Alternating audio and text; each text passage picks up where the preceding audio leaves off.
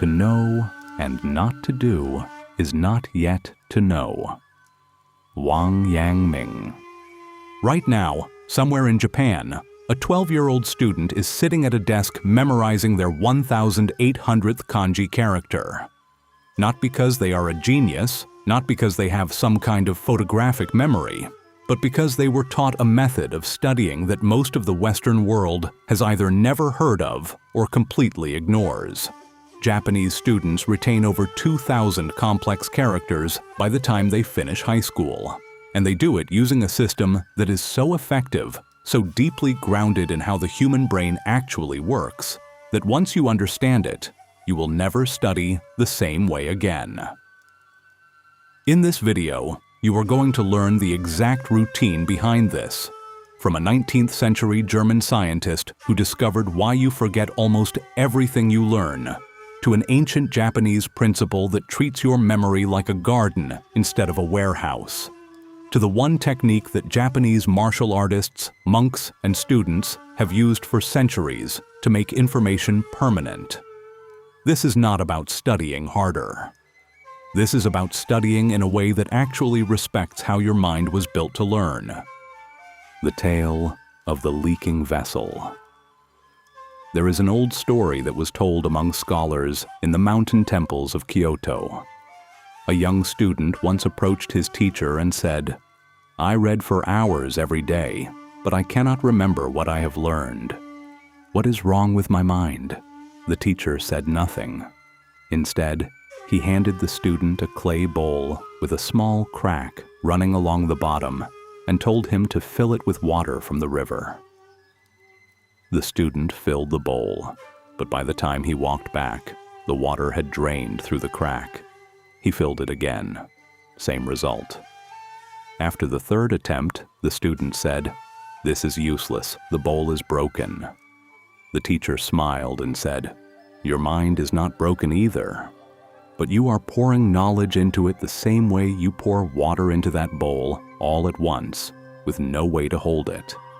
The solution is not to pour faster. It is to learn when to pour, how much to pour, and when to let the bowl rest." That story, whether it was told exactly like that or not, contains the entire philosophy behind the Japanese approach to learning. And modern neuroscience has since proven the old teacher right in ways he could not have imagined. The forgetting curve. Why you lose almost everything. In 1885, a German psychologist named Hermann Ebbinghaus locked himself in a laboratory and did something no scientist had ever attempted before. He tried to measure exactly how fast the human brain forgets. He memorized hundreds of meaningless syllables, random combinations of letters with no meaning attached to them, and then tested himself at precise intervals to see how much he retained. What he discovered was disturbing. Within 1 hour of learning something new, the average person forgets roughly 50% of it. Within 24 hours, that number climbs to about 70%. By the end of a single week, you are left with approximately 25% of what you originally studied. He called this the forgetting curve, and it has been replicated and confirmed by researchers for over a century. This is why cramming does not work. This is why you can study for 5 hours the night before an exam, pass the test, and then remember almost nothing 2 weeks later. Your brain is not designed to hold information that it encounters only once. It is designed to prioritize what it sees repeatedly at the right intervals over time. And that is exactly what the Japanese study system is built around. Spaced repetition, the interval that changes everything. The most powerful weapon against the forgetting curve is something called spaced repetition, and it is the backbone of how Japanese students memorize thousands of kanji characters without losing their minds. The concept is simple, but the results are extraordinary. Instead of reviewing the same material over and over in one sitting, you space your reviews out at gradually increasing intervals. You learn something new today. You review it tomorrow. Then again 3 days later. Then a week after that. then 2 weeks, then a month. Each time you successfully recall the information right before you were about to forget it, your brain strengthens that memory trace and pushes the next forgetting point further and further into the future. It is like watering a plant. Too much water all at once drowns it, but the right amount at the right time makes it grow deep roots. Japanese students have been applying this principle for generations, long before any algorithm existed to automate it. The discipline of reviewing material at structured intervals rather than cramming everything into one desperate session is embedded in Japanese educational culture. 15 to 20 minutes of spaced review per day has been shown to be more effective for long-term retention than 3 hours of continuous study. That is not an exaggeration. That is what the research consistently shows. Active recall. Stop reading. Start retrieving. Here is where most people go wrong, and it is such a simple mistake that once you hear it, you will probably be frustrated that nobody told you sooner. The most common way people study is by rereading their notes, highlighting sentences, and passively looking at the material over and over again. This feels productive. It feels like you are learning, but your brain is playing a trick on you. Recognizing information is not the same as retrieving it.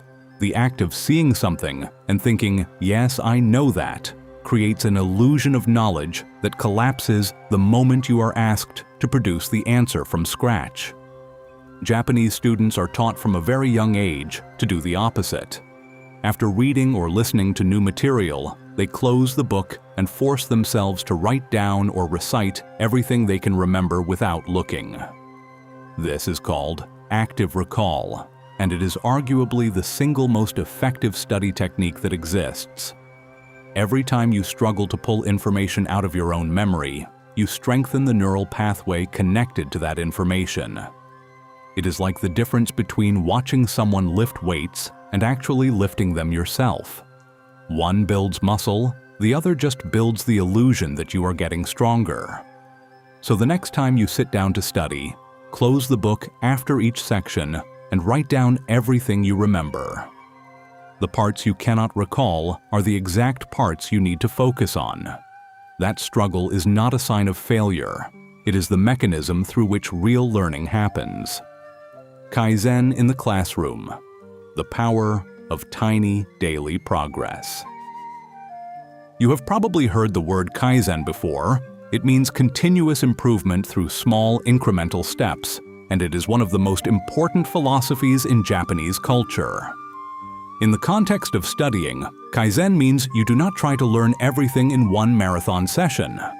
You commit to a small amount of focused study every single day, even if it is just 15 minutes, and you trust the process.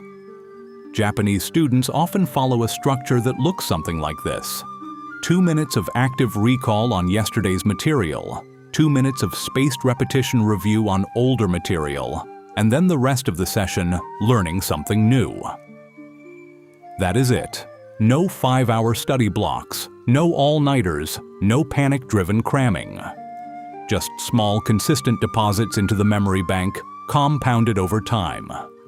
And the mathematics of this are staggering. If you improve your retention by just 1% per day, by the end of a year you are not 1% better, you are roughly 37 times better. The Japanese education system understands this intuitively. It is not about how much you study in one sitting. It is about how many days in a row you show up. The ritual of environment, training your brain to focus. There is one more piece of this system that most people overlook, and it might be the most underrated element of all. Japanese students are taught to create a consistent study environment, almost like a ritual. Same desk, same time of day, same pen, same lighting. Some students even describe lighting a specific lamp or placing a specific object on their desk as the signal that study time has begun. This is not superstition. This is neuroscience. When you repeatedly perform a specific behavior in a specific context, your brain begins to associate that environment with that state of mind. Over time, simply sitting at that desk and turning on that lamp triggers your brain to enter a state of focused attention without you having to force it.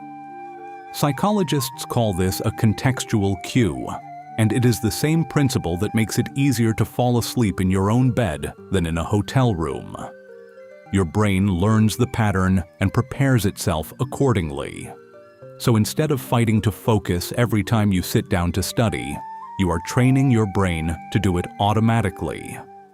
The environment becomes the trigger, and the focus becomes the habit. Closing. The old teacher in the temple was right. Your mind is not broken. You have simply been pouring water into a cracked bowl and wondering why nothing stays.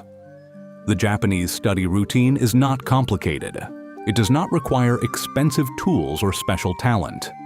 It requires you to respect the forgetting curve instead of ignoring it, to space your learning instead of cramming it, to retrieve information instead of passively rereading it, to improve by 1% per day instead of trying to transform overnight, and to build a ritual around your study time that trains your brain to focus before you even pick up a pen. Japanese students do not memorize 2,000 kanji characters because they are smarter than you. They memorize them because they were given a system that works with the brain instead of against it. Now you have that system too. Use it.